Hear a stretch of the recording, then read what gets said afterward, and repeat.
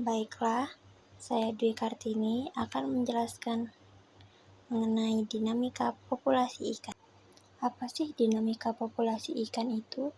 Dinamika populasi ikan adalah studi tentang perubahan jumlah, struktur usia, dan ukuran populasi ikan dari waktu ke waktu yang dipengaruhi oleh faktor seperti kelahiran, kematian, pertumbuhan, serta imigrasi dan emigrasi untuk memahami dan mengelola sumber daya ikan secara berkelanjutan. Faktor-faktor utama dalam dinamika populasi ikan yaitu rekrutmen, kelahiran atau masuknya individu baru, di mana jumlah ikan muda yang masuk ke dalam populasi dan mencapai usia reproduksi atau ukuran yang bisa ditangkap. Yang kedua ada pertumbuhan, di mana bertambahnya ukuran dan berat individu ikan dalam populasi. Yang ketiga ada mortalitas atau kematian. Kematian ikan akibat alami seperti predator, penyakit, usia tua, atau akibat penangkapan. Mortalitas panen. Yang keempat ada imigrasi atau emigrasi, di mana perpindahan ikan masuk emigrasi atau keluar emigrasi dari area studi. Pentingnya mempelajari dinamika populasi ikan itu ada 3. Yang pertama, pengelolaan perikanan berkelanjutan. Dapat menentukan kuota penangkapan yang optimal agar ikan tidak habis atau overfishing dan tetap bisa bereproduksi. Yang kedua, ada konservasi, di mana memahami ancaman seperti penghancuran habitat atau tekanan eksploitasi terhadap spesies endemik. Yang ketiga, ada keseimbangan ekosistem, dengan menjaga kesehatan ekosistem perairan secara keseluruhan. Pada dinamika populasi ikan, kita juga mempelajari mengenai konsep stok ikan, pendekatan genetik dan filogenetik, serta biostatistik. Konsep stok ikan. Stok ikan adalah kumpulan individu dari satu spesies yang mempunyai parameter biologi yang sama, misalnya pertumbuhan, mortalitas, dan reproduksi, dan menempati suatu wilayah tertentu. Jadi, meskipun satu spesies bila memiliki parameter dan wilayah yang berbeda dan tidak saling berinteraksi, maka dianggap spesies stok yang berbeda. Pendekatan genetik dengan fokus pada keragaman genetik dalam dan antar populasi saat ini untuk mengelola stok ikan secara berkelanjutan.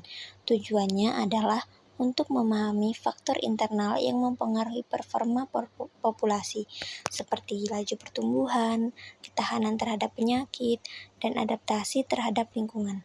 Analisis ini membantu dalam mengidentifikasi unit pengelolaan yang berbeda secara genetik, menduga migrasi ikan, dan mencegah penurunan keanekaragaman genetik yang penting untuk kelangsungan hidup jangka panjang. Pendekatan filogenetik fokus pada sejarah evolusi dan hubungan kekerabatan antara spesies atau populasi ikan yang berbeda. Pendekatan ini menggunakan data genetik seperti sekuens DNA mitokondria untuk merekonstruksi pohon keluarga evolusioner pohon filogenetik. Tujuannya adalah untuk mengklasifikasikan organisme berdasarkan sejarah evolusinya dan memahami bagaimana spesies yang berbeda berevolusi dari nenek moyang yang sama. Dalam konteks dinamika populasi, ini membantu dalam mengidentifikasi spesies kriptik, di mana spesies yang terlihat sama tetapi berbeda secara genetik dan evolusioner, dan menginformasikan upaya konservasi berdasarkan garis keturunan evolusioner yang unik. Selanjutnya ada biostatistik. Dalam dinamika populasi ikan, mempelajari perubahan jumlah dan komposisi ikan, seperti pertumbuhan, mortalitas, rekrutmen, dan reproduksi, menggunakan model matematika seperti von Bertalanffy untuk mengukur parameter vital, L tak hingga, K, T0, mortalitas, M, F, dan E. Selanjutnya ada parameter biostatistik. Parameter biostatistik itu ada 6. Yang pertama pertumbuhan, yang kedua hubungan panjang dan berat, yang ketiga mortalitas, Yang keempat, rekrutmen. Yang kelima, laju eksploitasi. Yang keenam ada yield per rekrutmen. Untuk pertumbuhan sendiri itu menggunakan persamaan von Bertalanffy dengan rumus LT sama dengan L tak hingga dikali 1 min E dikurang K dikali T min T0 untuk memperkirakan panjang maksimum L tak hingga dan laju pertumbuhan. Yang kedua, ada hubungan panjang dan berat. Menentukan pola pertumbuhan alometrik positif atau negatif menggunakan rumus W sama dengan A kali L pangkat B, di mana B mengindikasikan alometri. Yang ketiga, ada mortalitas. Menghitung mortalitas alami, mortalitas penangkapan sebagai F, dan mortalitas total sebagai Z, dengan metode seperti Bonferton dan Holt. Yang keempat, ada rekrutmen. Menentukan jumlah ikan baru yang masuk populasi, puncak rekrutmen bulanan, yang sering dianalisis dengan VISAT 2. Yang kelima, ada laju eksploitasi atau dilambangkan dengan E, dengan menentukan rasio F per Z yang menunjukkan seberapa besar populasi yang dieksploitasi. E lebih besar dari 0,5 biasanya overexploited.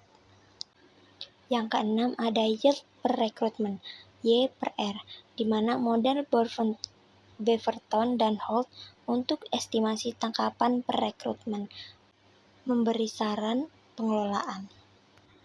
Sekian penjelasan dari saya mengenai materi dinamika populasi ikan. Maaf jika ada salah dalam penyampaian. Terima kasih.